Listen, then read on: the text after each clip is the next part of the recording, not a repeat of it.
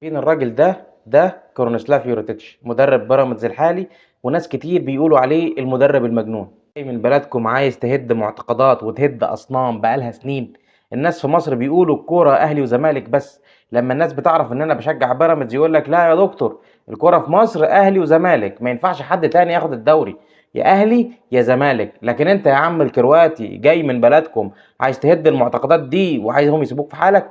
هتتعب وتجتهد هيضيعوا مجهودك، هتحلم وهيبقى عندك طموح هيدمروك، هتعدي الحدود هيحصل معاك زي ما بيحصل كل سنة. المستوى الفني أنا بختلف معاه في حاجات كتير، لكن الراجل ده من ساعة ما جه مصر هو بيعمل كل اللي يقدر عليه، بس في نفس الوقت بيتعرض لأبشع أنواع القهر. الحاجات المباشرة مع أي فريق بينافسك على البطولة بتكون دايما شيء حاسم في إنك تاخد البطولة. السنة اللي فاتت في مباراة الدور الأول ضد الأهلي طرد خزعبلي لأحمد توفيق مش عارفين جابوه منين، وفي الدور الثاني طرد خزعبلي لمهند لاشين مش عارفين جابوه منين، وكانت النتيجة اننا تعادلنا مع الاهلي في الدور الاول والدور الثاني.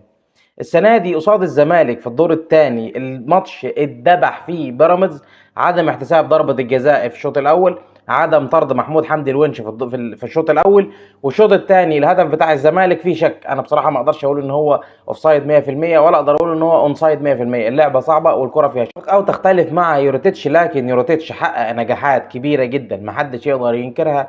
كاس مصر، دوري ابطال افريقيا، السوبر الافريقي، وبطوله ثلاث قارات قصاد اهلي جده في السعوديه. الراجل ده عمل من بيراميدز فريق قوي بينافس على الدوري لحد اخر ماتش السيزون اللي فات، وان شاء الله السيزون ده برضه هننافس على الدوري لحد اخر ماتش، وان شاء الله هناخد الكاس.